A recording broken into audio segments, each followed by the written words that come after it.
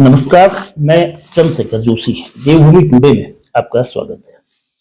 सहकार से समृद्धि तक इस लक्ष्य की पूर्ति के लिए केंद्र सरकार ने पहली बार सहकारिता मंत्रालय बनाया और जुलाई 2021 में सहकारिता मंत्रालय बनने के बाद अमित शाह जो केंद्रीय गृह मंत्री भी हैं, वो पहले सहकारिता मंत्री बने। देश में जो सहकारिता विभाग है वो किस तरह से ग्रामीण क्षेत्र, रिमोट के एरियाज, आर्थिक उन्नति, ग्रामीण विकास, लोगों की समृद्धि के लिए प्रयास कर रहा है। सहकारी समितियों को लेकर चर्चा इसलिए हो रही है कि सहकारिता विभाग की जो समितियां हैं, चंपावत जिले में 23 समितियां हैं, इन सहकारी समितियों के चुनाव अध्यक्ष, उपाध्यक्ष और प्रतिनिधियों के चुनाव 25 फरवरी को होने हैं। हर समिति में 11-11 वार्ड हैं और इन सभी वार्डों के चुनाव निर्विरोध रूप से 18 फरवरी को संपन्न हो चुके हैं। इन चुनावों का किस तरह से योगदान सहकारिता विभाग के कार्य संचालन को बेहतर बनाने के लिए होगा, इन चुनावों के जरिए आर्थिक उन्नति दूरस्थ ग्रामीण क्षेत्रों की, उनकी खेती, उनकी बागवानी, उनके विभिन्न किस्म के विकास से संबंधित गतिविधियां होंगी। इन सब मसलों को बताने के लिए हमारे साथ जिला सहायक निबंधक सुभाष चंद्र गहतोड़ी साहब है। यह सब जो चंपावत जिले में सहकारी समितियां कितनी है, इनकी जो चुनाव की जो प्रक्रिया है, कौन कौन सी प्रक्रिया अब तक पूरी हो चुकी है और कौन से चुनाव 25 फरवरी को होने हैं। जनपद में 23 एमपैक्स जो है बहुउद्देशीय साधन सहकारी समितियां गठित है, जिनके अभी चुनाव संपन्न हुए हैं। इनमें अभी प्रथम फेज में जो है डायरेक्टर का चुनाव हुआ है और 24 तारीख को, जैसे कि अगर नामांकन ज्यादा होते और निर्वाचन अगर होने की स्थिति होती, इलेक्शन होने की स्थिति होती, तो 24 तारीख को फिर जो है डायरेक्टर चुने जाते। लेकिन यहाँ पर नामांकन प्रत्येक वार्ड में एक नामांकन हुआ। 23 समितियां हैं, प्रत्येक समिति में 11 वार्ड है। इस तरह से 253 जो है वार्ड है। 253 वार्ड में से 242 वार्ड में निर्विरोध निर्वाचन संपन्न हुआ और एक समिति में जो है पार्टी ब्लॉक की बाजगांव समिति में नामांकन पत्र केवल एक ही दाखिल हुआ, जिस कारण वहां पर निर्वाचन नहीं कराया जा सका। और जब निर्वाचन प्राधिकरण नई तिथि निर्धारित करेगा तो तब जो है बाजगांव समिति में भी निर्वाचन करा लिया जाएगा। अब ये डायरेक्टर के जो चुनाव हुए हैं, अब ये डायरेक्टर जो है अध्यक्ष उपाध्यक्ष 25 तारीख को अध्यक्ष उपाध्यक्ष और विभिन्न संस्थाओं में जहां जहां समितियों के शेयर है वहां वहां जो है प्रतिनिधि भेजे जाएंगे और उस दिन जो है प्रतिनिधियों का अध्यक्ष उपाध्यक्ष का चुनाव होगा। और पूरी प्रक्रिया जो है नामांकन से लेकर के आपत्तियां दर्ज करना, नाम निर्देशन पत्र दाखिल करना और उसके वापसी का कार्यक्रम और उसके बाद वोटिंग, सारा कार्यक्रम और उसके बाद रिजल्ट, तो ये सारा कार्यक्रम एक ही दिन में जो है 25 तारीख को संपन्न होना है। सहकारी समितियां, सहकारिता विभाग के जो कार्यकलाप हैं, जिस तरह की वो समितियां होती है, वो लोग, आम लोग इसकी सरल तरीके से इन बातों को नहीं जानते हैं। जैसे कई समितियां हैं, उपभोक्ता समिति है, उत्पादक समिति है, किसान कृषि समिति है, रेल समिति है, मार्केटिंग है और शहरी विकास है। तो इनके काम क्या है, ये किस तरह से ग्रामीण अर्थव्यवस्था को मजबूत करती है, ग्रामीण क्षेत्र के लोग या दूरस्थ क्षेत्र के लोगों को आर्थिक रूप से स्वावलंबी बनाने में, आर्थिक स्वरोजगार के लिए कैसे महत्वपूर्ण है। जनपद में जो है 23 एमपैक्स के अतिरिक्त एक मार्केटिंग सोसाइटी है और अन्य प्रकार की सोसाइटियां में दुग्ध की समितियां हैं, मत्स्य की समितियां हैं। दुग्ध की समितियां दुग्ध विभाग के द्वारा रजिस्टर की जाती हैं, लेकिन उनका डाटा हमारे पास भी रहता है डाटाबेस में। और मत्स्य की समितियां कोऑपरेटिव द्वारा ही, हमारे द्वारा ही जो है गठित की जाती हैं। कुल मिलाकर यहाँ पर 6 अन्य प्रकार की समितियां भी हैं। पहले कुछ ज्यादा थी और 35 समितियां जो कि निष्क्रिय थी, केवल जो है इलेक्शन के उद्देश्य से बनाई गई थी, वो सब निरस्त कर दी गई हैं। उनका निबंधन निरस्त कर दिया गया, उनकी जांच कराई गई और धारा 65 के अंतर्गत फिर उसको जो है निरस्त कर दिया गया है। उनके जो निबंधन है निरस्त हो गए। अब केवल 6 समितियां अन्य प्रकार की शेष है। बाकी जो समितियां हैं, जैसे कि एमपैक्स समिति है, उसका काम पहले जो है केवल ऋण वितरण का था। जब से जो है केंद्र में जो है सहकारिता मंत्रालय का गठन हुआ है, तो जो है एक जनपद स्तर पर भी एक डीसीडीसी डिस्ट्रिक्ट लेवल जो है कोऑपरेटिव डेवलपमेंट समिति गठित हुई है। स्टेट लेवल पर जो है एससीडीसी गठित हुई है। तो जब से ये समितियां गठित हुई है, उसके नीचे जो है डीसीडीसी के अंडर में जो है एक जॉइंट वर्किंग कमेटी गठित हुई है, जिसके अध्यक्ष जो है सीडीओ होते हैं, मुख्य विकास अधिकारी महोदय होते हैं, और डीसीडीसी की अध्यक्षता जो है जिलाधिकारी महोदय करते हैं। अभी इस जनपद में डीसीडीसी की 4 बैठकें हो चुकी हैं और ज्वाइंट वर्किंग कमेटी की 2 बैठकें हो चुकी। तो एमपैक्स का काम पहले केवल ऋण वितरण और उसकी वसूली, खाद बांटना ये था, लेकिन अब जो है जब से 2018 से जो है इनको एमपैक्स के रूप में परिवर्तित कर दिया गया है। तो इस समय जो है एमपैक्स जो है मोहन पालन का कार्य कर रही है, अदरक बीज उत्पादन का कार्य हमारी कोट अमोड़ी और धुरा समिति कर रही है, जिसमें 15 महिला समूह का चयन किया कि 100 महिलाओं का चयन किया गया है। प्रत्येक महिला की 2 नाली जमीन पर, कुल मिला के 200 नाली जमीन पर अदरक की खेती का, अदरक के बीज की खेती का उत्पादन हम करने जा रहे हैं, शुरू कर रहे हैं इस वर्ष से। और भविष्य में जो है अगर ये कार्यक्रम बहुत अच्छा रहता है तो हम अन्य समितियों से भी एक अदरक बीज का उत्पादन कराएंगे और महिला समूह के माध्यम से। इससे जो है ग्रामीणों की रोजगार बढ़ेगी और महिलाओं को स्वावलंबी बनाने में ये मैं समझता हूँ ये अदरक बीज उत्पादन बहुत महत्वपूर्ण भूमिका निभाएगा। केवल 8 रुपए किलो में महिला समूह को बीज उत्पादन करने के लिए अदरक उपलब्ध कराया जा रहा है। ये केवल उत्तराखंड के चंपावत जिले में ही संभव हुआ है। ऐसे ही हमारी दूसरी स्कीम है poultry valley scheme, poultry valley योजना है, जिसके अंतर्गत हम 200 लोगों का हमने चयन किया है।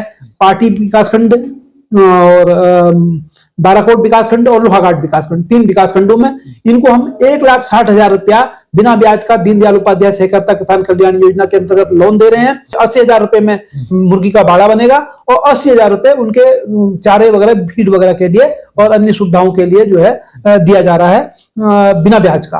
और 2 बार जो है इनको मुफ्त में बिना पैसे के जो है पशुपालन विभाग के माध्यम से जो है चूजे उपलब्ध कराए जाएंगे 18 दिन से 21 दिन पालने के बाद। हमारी जो समिति है, मदर यूनिट जो है उसकी 18 से 21 दिन उनको पालेगी और पालने के बाद फिर अपने जो लाभार्थी हैं उनको जो है 250 एक बार और तीसरी बार में फिर 250, 750 मुर्गी के चूजे जो 18 से 21 दिन के हम उनको उपलब्ध कराएंगे। जब वो स्वावलंबी हो जाएंगे, 2 बार बेच लेंगे, उसके बाद उनकी किस्त प्रारंभ होगी। उनका जो है जो लोन की किस्त है तब प्रारंभ होगी 2 बार बेचने के बाद। ये बहुत ही अच्छी और महत्वाकांक्षी स्कीम है रोजगार और पलायन को रोकने के लिए।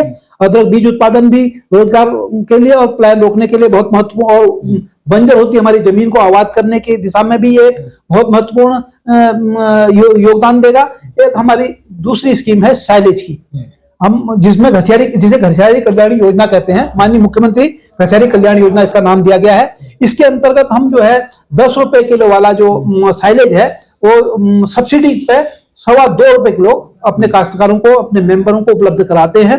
और इस समय जनपद की 23 में से 17 समितियां साइलेज का वितरण कार्य कर रही हैं और ये न्यूट्रिएंट से भरपूर साइलेज है जो कि मक्के का हरा चारा है ये।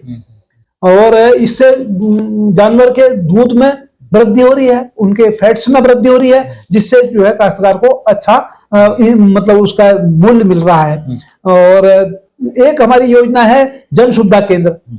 जन सुविधा केंद्र को विकसित करने के लिए जनपद के जिलाधिकारी महोदय द्वारा जो है 20 लाख रुपए 5 समितियों का चयन किया गया।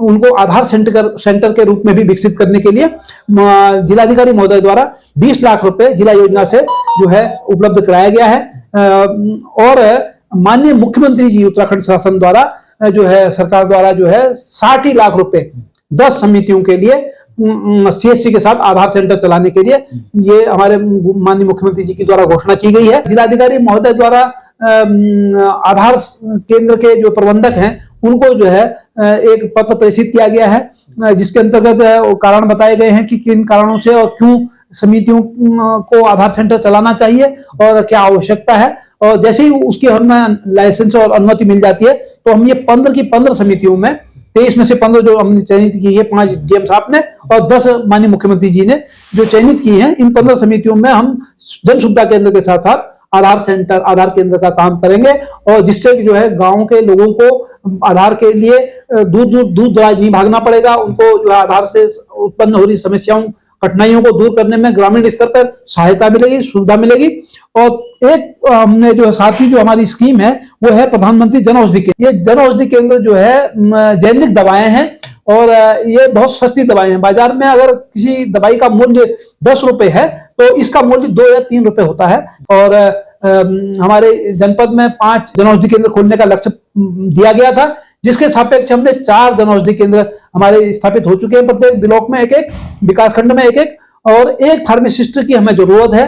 जैसे ही वो फार्मासिस्ट हमारा को उपलब्ध हो जाएगा तो हम धुरा समिति हमारी जो है 5वीं, उसमें भी हम जो है जन औषधि केंद्र खोल देंगे। एक स्कीम हमारी है प्रधानमंत्री किसान समृद्धि केंद्र। किसान की समृद्धि के लिए ये योजना लाई गई है, जिसके अंतर्गत किसानों को विभिन्न एलईडी के माध्यम से प्रत्येक समिति में एलईडी और भारत सरकार द्वारा एलईडी उपलब्ध कराए गए हैं।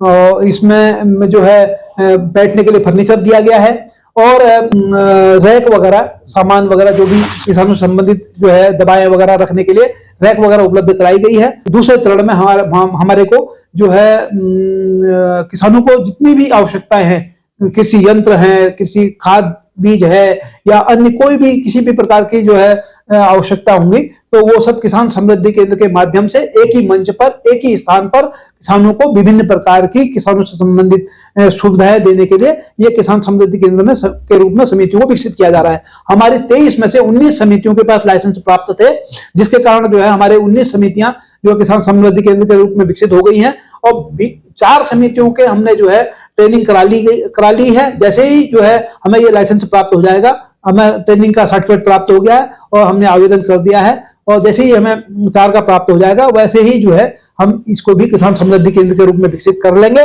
और आने निकट भविष्य में किसानों को दी जाने वाली सुविधाएं सब किसान ये समितियों के माध्यम से ही प्रोवाइड कराई जाएंगी। किसानों को किसी भी चीज के लिए कहीं दूसरी जगह भागना नहीं पड़ेगा। एक हमारे यहाँ टैक्स कंप्यूटराइजेशन की भी स्कीम चल रही है, जिसके अंतर्गत किसानों के खाते, क्योंकि हमारे 35 इस जनपद में 40,000 जो है किसान मौजूद हैं और रजिस्टर हैं, और उनमें से 35,000 किसान जो है हमारे यहाँ रजिस्टर हैं। 5,000 किसान वो हैं जो या तो पलायन कर गए हैं या कहीं बाहर चले गए हैं किसी का रोजगार के उद्देश्य से या अन्य किसी कारणों से जो है हमारे से नहीं जुड़े हैं। लेकिन 35,000 किसान जो है हमारे से सीधे जुड़े हुए हैं। इन किसानों का हमारे यहाँ खाता है। इन किसानों को हम सीधे जो है पारदर्शी और ट्रांसपेरेंट कार्य करने के लिए भारत सरकार की एक स्कीम आई हुई है कंप्यूटराइजेशन की, जिससे हम जुड़े हुए हैं। और इसके अंतर्गत हमें राउटर उपलब्ध हो गया है, वेबकैम मशीन उपलब्ध हुई है और अन्य प्रकार के बहुत सारी इनपुट्स जो है केंद्र सरकार हमें देने जा रही है। और जल्दी ही हम एक पारदर्शी और सुंदर सहकारिता तैयार करने जा रहे हैं। और निश्चित रूप से टैक्स कंप्यूटराइजेशन के बाद समितियों में होने वाले कोई भी किसी भी प्रकार की गड़बड़ियां पारदर्शी हो जाएंगी, दिखाई देंगी और किसी उनको रोकने में मदद मिलेगी। ये कंप्यूटराइजेशन की जो स्कीम भारत सरकार लाई है, ये बहुत ही अच्छी और सुंदर स्कीम है। निश्चित रूप से इसका लाभ हमारे जो है लोगों को मिलेगा। और समितियों में गैस एजेंसी और पेट्रोल पंप के लिए भी हमने जो है आवेदन किया हुआ है। जैसे ही गैस एजेंसी और पेट्रोल पंप वितरण का कार्य होगा, वैसे ही हमारी जनपद की समितियों को प्राथमिकता के आधार पर गैस एजेंसी और पेट्रोल पंप खोलने की अनुमति प्राप्त हो जाएगी। 2 समितियां हमने अभी प्रथम प्राथमिक रूप से जो है दर्ज कराई हैं कि 2 समितियां चयनित की हैं और निश्चित रूप से जल्द ही जो है हमारी समितियां गैस एजेंसी और पेट्रोल पंप का कार्य भी करना प्रारंभ कर देंगी। और जो जन औषधि केंद्र है उसके लिए भारत सरकार द्वारा 2 लाख रुपया जो है प्रति समिति उपलब्ध कराया गया है। आदर्श चंपावत की दिशा में सहकारिता की तरफ से कदम उठा रहे हैं। तमाम उपलब्धियां, तमाम जो सहकारिता विभाग काम कर रहा है जिससे ग्रामीण अर्थव्यवस्था बढ़े और विकास गांव का हो, पलायन रुके, ये चीजें बताई। जो 25 फरवरी को जो चुनाव होगा उसके बाद जो जिला सहकारी बैंक है, चूंकि चंपावत में जिला सहकारी बैंक नहीं है, वो पिथौरागढ़ जिला सहकारी बैंक ही फंक्शन करता है, तो पिथौरागढ़ जिला सहकारी बैंक है, इफको हो या फेडरेशन हो, जो तमाम, तो इनके चुनाव की प्रक्रिया कब होगी और फिर जो चुने गए प्रतिनिधि हैं क्या ये लोग उसमें वोट देंगे? जनपद में या पूरे प्रदेश में कोऑपरेटिव के इलेक्शन कराने के लिए सहकारी निर्वाचन प्राधिकरण देहरादून में उसका कार्यालय स्थापित है और वहीं से जो है जो भी दिशा निर्देश आते हैं वो दिशा निर्देश जिलाधिकारी महोदय को, और क्योंकि वो जिला निर्वाचन अधिकारी भी हैं, जिला मजिस्ट्रेट है और सहायक जिला निर्वाचन अधिकारी जो मैं हूं एआर कोऑपरेटिव, तो इनको आदेश आते हैं, उन्हीं के क्रम में जो है हम फिर जो है इलेक्शन कराते हैं। जैसे कि अभी हमने इलेक्शन कराया है, प्राधिकरण के दिशा निर्देश जो भी होते हैं उनके अनुरूप हम कराते हैं। अभी 25 तारीख को जो है अध्यक्ष, उपाध्यक्ष और जनपद और प्रतिनिधियों का विभिन्न संस्थाओं में, जिन जिन समितियों का जिन जिन संस्थाओं में जो है शेयर होगा, वो उन संस्थाओं में उनके आधार पर, उन संस्थाओं के आधार पर कि किसके यहाँ कितने प्रतिनिधि जाने हैं, उनका चयन किया जाता है, चयन किया जाएगा इसमें, और वो उसमें पार्टिसिपेट करेंगे।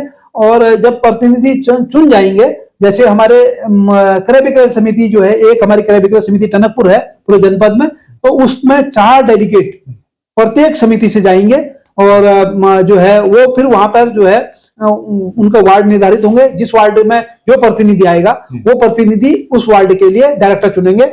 ऐसे ही जिला सहकारी बैंक के लिए प्रत्येक समिति से 6 डेलीगेट जाने हैं और वो 6 डेलीगेट जैसे जैसे उनके यहाँ वार्ड निर्धारित होंगे, जिस वार्ड में जो प्रतिनिधि आएंगे वो प्रतिनिधि मिल करके अपना डायरेक्टर चुनेंगे। इस तरह से जो है डेलीगेट का चुनाव होगा। और ऐसे ही इफको में हमारे यहाँ से एक प्रतिनिधि जाता है और अन्य जो विभिन्न प्रकार की संस्था है, जैसे उपभोक्ता की है, रेशम की है, हमारी जो है एप्पल फेडरेशन है, और हमारे विभिन्न प्रकार के बहुत सारे फेडरेशन है, पोर्टी वैली फेडरेशन है, साइलेज फेडरेशन है, इफको है, यूसीएफ है, और पीसीयू है। बहुत सारी संस्थाएं हमारे पास हैं। 17 जो है हमारी 6 संस्थाएं एपेक्स बॉडी, वो एपेक्स बॉडीज है। उन एपेक्स बॉडीज में उनका जो वो लोग तय करते हैं, एपेक्स बॉडी तय करेगी, उतने प्रतिनिधि जो है उन हमारी संस्थाओं से 23 संस्थाओं से जाएंगे।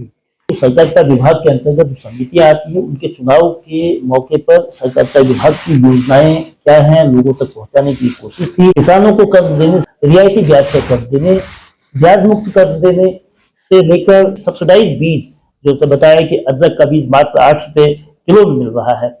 इसी तरह से गोट वैली फार्म स्थापित किए जा रहे हैं। अब जन औषधि केंद्र भी सहकारिता विभाग के जरिए खुल रहे हैं। भविष्य में एलपीजी और पेट्रोल पंप को खोले जाने की योजनाएं भी हैं। तो तमाम जो ये योजनाएं हैं, इससे पलायन को रोकने में, ग्रामीण विकास के साथ गांव की अर्थव्यवस्था, गांव में स्वरोजगार के लिए ये एक छोटे छोटे प्रयास महत्वपूर्ण होंगे और सहकारिता विभाग इस काम को बखूबी कर रहा है। जो चुनाव होंगे उसके बाद एक प्रतिनिधियों की भूमिका भी इन योजनाओं के सफल बनाने में वो भी हाथ बटा सकेंगे। 25 फरवरी के चुनाव और उसके बाद जो अन्य चुनाव होंगे, उसके बाद तमाम प्रतिनिधि पूरे प्रदेश में चुने जाएंगे।